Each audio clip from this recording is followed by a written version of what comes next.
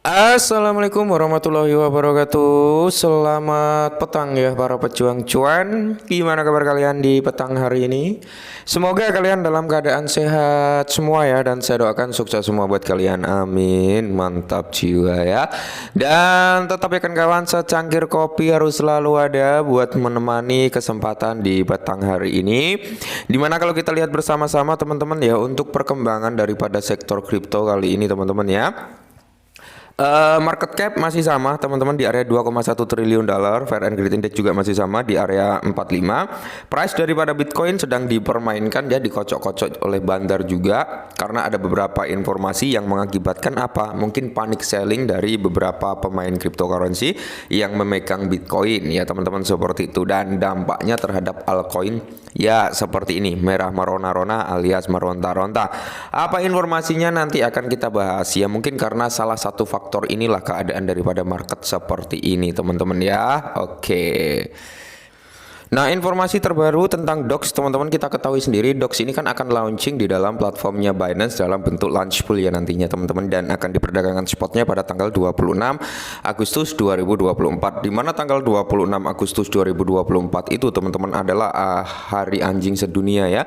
Semoga saja itu membawa nilai plus-plus terhadap DOX ya. Maklum lah ya, kalau mundur sebentar nggak masalah. Dulu Notcoin kalau nggak salah sempat mundur 2 minggu teman-teman ya, sempat mundur 2 minggu, tapi dia launching juga, dan semoga saja DOX ini finalnya memang di tanggal 26.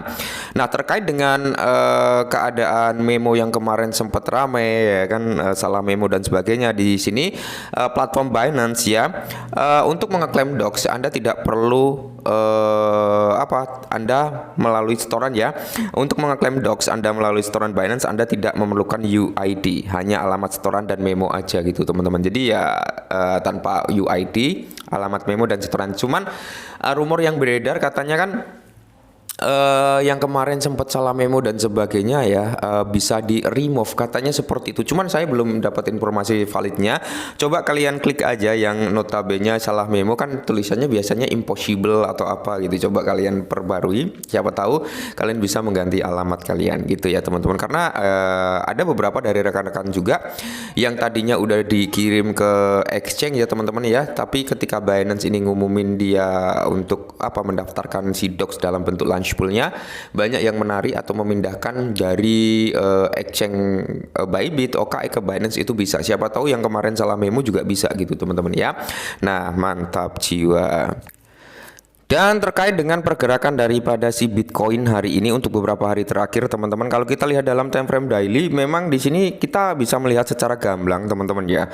Untuk keadaan daripada Bitcoin sendiri, dia konsolidasi untuk beberapa hari ya. Untuk beberapa hari ini dia konsolidasi, dimana setelah dia membuat harga yang cukup mantap jiwa, itu di kisaran harga berapa, 62 ribuan teman-teman. Habis itu bermain di area berapa, terendahnya itu di area 56 ribu sampai ya mungkin di area 61 ribuan ya, konsolidasi daripada si Bitcoin. Ini kalau dalam time frame daily belum begitu jelas, cuman kalau kita turunkan time frame dalam 4 jam teman-teman ya, kita bisa melihat secara gamblang ya, secara gamblang di mana untuk chart daripada si Bitcoin sendiri. Dan ini ya teman-teman, kalau kita lihat dalam time frame 4 jam kan sangat terlihat terpampang sangat jelas bahwasanya Bitcoin ini sedang mengalami konsolidasi ya. Konsolidasi ini adalah perperangan antara buyer and seller teman-teman ya, sembari mereka menunggu value yang masuk dalam sektor kripto. Nah, kalau kita lihat konsolidasinya itu antara range ini ya teman-teman ya, kita gariskan seperti ini. Oke, nah di sini dia konsolidasinya teman-teman ya. Cuman kalau kita ambil secara ininya ya, bentar kita coba perkecil. Nah, di area sini teman-teman ya, sempat dia membuat fake out juga. Dan kalau kita hapus yang ini adalah area supportnya dalam time frame daily, kita hapus dulu. Nah, kurang lebih seperti ini teman-teman konsolidasi daripada Bitcoin ya. Mungkin dia pergerakannya ya cukup lama nanti di range ini. Kenapa? Karena memang sambil menunggu momentum positif ya. Kalau dia mampu ngejebol grow up di area ini, tidak menutup kemungkinan teman-teman targetnya adalah di mana, di ATH teman-teman, seperti itu. Dan semoga saja hal tersebut bisa segera terjadi. Ingat ya, sebentar lagi kita akan memasuki geopolitik yang ada di Amerika Serikat, yang dimana itu bisa membawa nilai plus. Kalau Kamala Harris menang ya, mungkin kita akan melihat nangis darah gitu dari sektor kripto. Tapi kalau Donald Trump menang, teman-teman, tidak menutup kemungkinan jalan regulasi untuk kripto, beroperasional kripto di basis Amerika Serikat mungkin akan dipermudah dan diperlancar lagi, teman-teman ya. Mengingat rumor Gary Gensler katanya akan langsung di cut gitu, teman-teman, ketika Donald Trump menang, dan akan digantikan dengan posisi yang pro kripto juga. Mantap jiwa ya. Nah, jadi mungkin salah satu pemicu penurunan daripada market kripto adalah ini juga, teman-teman, hari ini tadi ya, di mana Mt. Gox transfer sekitar 13.265 Bitcoin, yang dimana BTC kehilangan dukungan di area 60 ribuan, teman-teman. Ya, tentunya orang-orang akan berspekulasi juga lah. Kita ketahui Mt. Gox ini adalah salah satu exchange terbesar pada masanya yang terkena retas, dan saat ini berusaha untuk mengembalikan kepemilikan Bitcoin mereka ya, kepemilikan aset mereka yang dulu ada di Mt. Gox gitu, teman-teman ya. Makanya di sini ya mungkin terjadi sedikit panik juga. Kenapa? Karena banyak orang yang memikirkan bahwasanya ketika Mt. Gox ini mendistribusikan, mereka akan langsung ngejual, yang dimana mengakibatkan Bitcoin dropping ya. Transfer Bitcoin Mt. Gox merupakan bagian dari rencana pembayaran yang sedang berlangsung, dengan bursa tersebut masih menyimpan lebih dari 46.000 Bitcoin ya, senilai 2,72 miliar dolar, teman-teman. Sedangkan bursa kripto Jepang yang sudah tutup, Mt. Gox kembali memindahkan Bitcoinnya kembali dengan mentransfer sekitar 13.265 Bitcoin senilai 784 juta US dollar.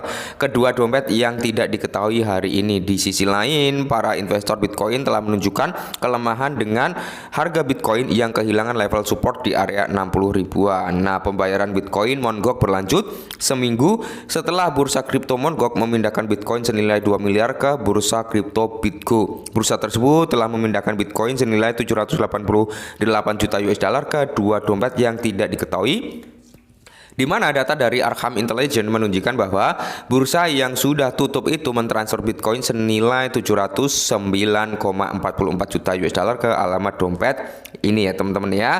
Dan selanjutnya dapat dipindahkan ke alamat bursa untuk tujuan pembayaran kembali, teman-teman ya. Nah, pembayarannya nanti akan dalam bentuk Bitcoin atau dalam bentuk USDT gitu ya.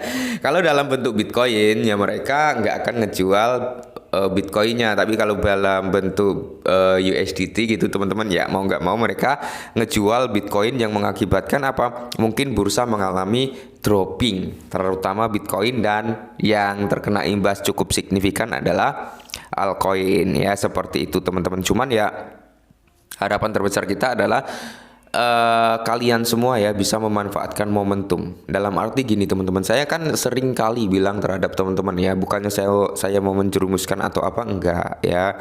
Cuman gini, kita punya target harga lah. Semisal kita pegang aset ABC ya, kita memiliki target harga untuk melakukan taking profit gitu, bukan? Nah, target harga kita semisal, wah, kita ke $1 bang, kita ke $5, kita ke berapa, $0,1 gitu kan. Nah, memiliki target masing-masing di area tersebut. Nah, jadi gini, teman-teman, sebelum aset tersebut mencapai target tersebut, mayoritas kan kalian nggak akan ngejual. Tapi kalau persepsi seperti itu, kalau menurut saya pribadi, teman-teman ya, kita bisa dikatakan rugi. Dalam arti gini, keadaan market yang belum stabil seperti ini, kita oke lah memiliki target di harga tersebut. Cuman jangan 100% ditargetkan ke harga tersebut. Kenapa saya bilang seperti itu? Karena kita harus memanfaatkan momentum. Ketika ada kenaikan, kita bisa taking profit secara konsisten. Dalam arti gini ya, semisal aset A ini naik seret ya kan, kita targetnya $1, tapi dia baru di kisaran harga $0,1 gitu ya. Dia naik sampai di area $0,1, kita jual dulu 10%, 20%, 30% dari kepemilikan kita. Ya, kita jual dulu, teman-teman ya. Kita jual dulu. Kalau kita nggak melakukan seperti itu, berarti orang lain nanti yang akan melakukan hal yang seperti itu. Nah, tapi ingat, penjualan jangan 100%. Tetap ada targetnya $1. 20% itu nggak usah diotak-atik, tapi sisanya untuk sistem bermain scalping. Contohnya di PP atau Shiba. Ketika dia naik, teman-teman ya, kita taking profit dulu 20-30%. Pasti di mana ada kenaikan, di situ akan ada penurunan. Kenapa? Karena ada buyer dan seller, teman-teman. Ya, ada yang ngejual, ada yang ngebeli. Ya, dominasi Kalau besar yang membeli berarti harga akan cenderung kuat naik. Tapi kalau didominasi dengan kuatnya seller, maka harga akan cenderung koreksi. Kita harus bisa memanfaatkan hal tersebut. Makanya saya sering bilang kalau udah cuan taking profit dulu bro ya. Kalau udah merasa cukup dapat taking profit dulu gitu. Nah, antisipasi ketika dia turun kita bisa masuk lagi secara tidak langsung teman-teman ya. Kita itu bisa mengakumulasi aset kita tanpa melakukan penyetoran uang tunai ke dalam bursa kembali gitu loh ya. Nah, kembali lagi ke sini, Mt. Gox ini mendistribusikan Bitcoin dapat memicu fase rally berikutnya. Nah, di sini kita lihat teman-teman ya. Di sini kita lihat ya. Dengan kapitulasi penambang Bitcoin yang hampir berakhir, investor berharap rally pasca halving Bitcoin akan terus berlanjut. Di sisi lain, para paus Bitcoin terus melakukan akumulasi dalam penurunan harga saat ini. Nah, penurunan analis blockchain sentimen melaporkan bahwa dompet Bitcoin yang menyimpan antara 100 hingga 100 ribu Bitcoin telah mengakumulasi hampir 100 ribu koin selama 6 minggu terakhir. Nah, jadi masih banyak ya para whales yang melakukan akumulasi teman-teman. Makanya ya kita ketahui sendirilah altcoin ini mengalami dropping ya karena mungkin mereka semua ngejual terlebih dahulu lah kepemilikan daripada altcoin untuk beli Bitcoin. Nah, namun agar Bitcoin dapat memicu fase rally berikutnya, ia harus bertahan di atas resisten 60.000 US dollar. Semua mata akan tertuju pada pertemuan FOMC yang dijadwalkan pada hari Rabu dan pidato Jerome Powell setelahnya. Analis pasar telah dengan penuh semangat menunggu petunjuk tentang pemotongan suku bunga The Fed yang kemungkinan akan dimulai pada bulan September. Mungkin bulan September menjadi bulan running start untuk bull run. Semoga. Oke, mungkin ini dulu, semoga bermanfaat dan salam